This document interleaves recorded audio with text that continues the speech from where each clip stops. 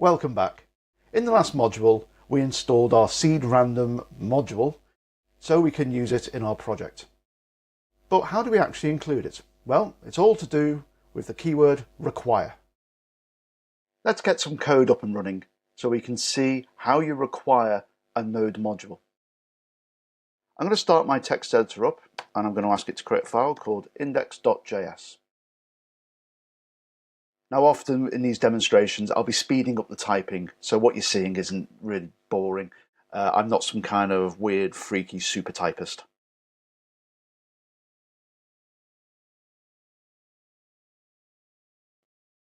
Or am I? Right, here we go. Here's the important bit. I'm going to create a variable also called seed random. Type ahead, very handy. So it equals require, there's that keyword, and then the name of the module, which is seed random. We don't need to worry about paths.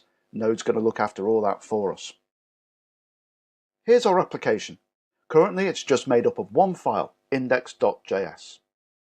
Now in the front-end world of JavaScript, if you want multiple JS files to come together, you use the script tag with the source parameter, and they all load up together and they share the same namespace. That is, any global variables can be shared amongst all of those files. This is not the case in Node. From your starting file, and we've standardized on index.js here, if you want to bring in more code, you use the require keyword.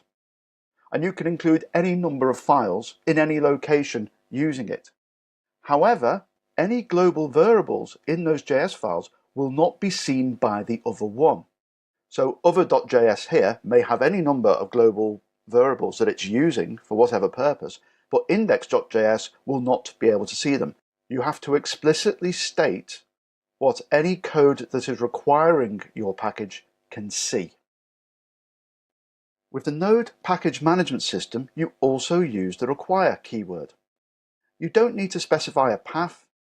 Node already knows where to look in that Node modules folder, and you can just refer to it by its name. Now, modules may have other dependencies that further modules need to be installed for that module to run. They are included automatically, and you won't need to worry about it. But don't be surprised if you look in your Node modules folder and see a whole heap of modules in there that you weren't expecting. They'll just be dependencies of the module you actually want. Although it's not always the case, modules will often return objects or functions for you to use. That's why we've assigned it to a variable. That variable now contains a function that will generate a random number generator for us. So let's do that.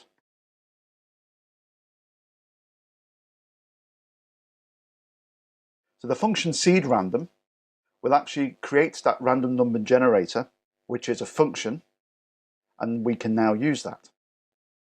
So let's generate our random number. And let's output it.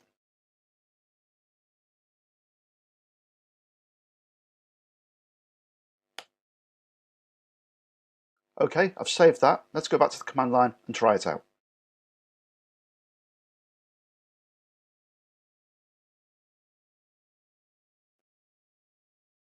Fantastic.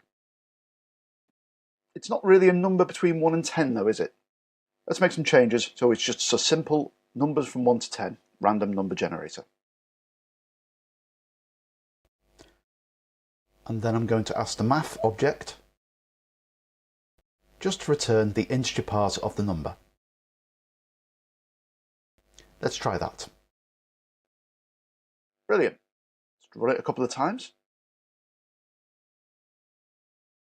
I was getting worried then. That's a bit more random. There you go. So there's a really simple example of NPM and the module system at work. It's not just little things like random number generators. There are entire frameworks that can be installed using the NPM system. It really is quite remarkable.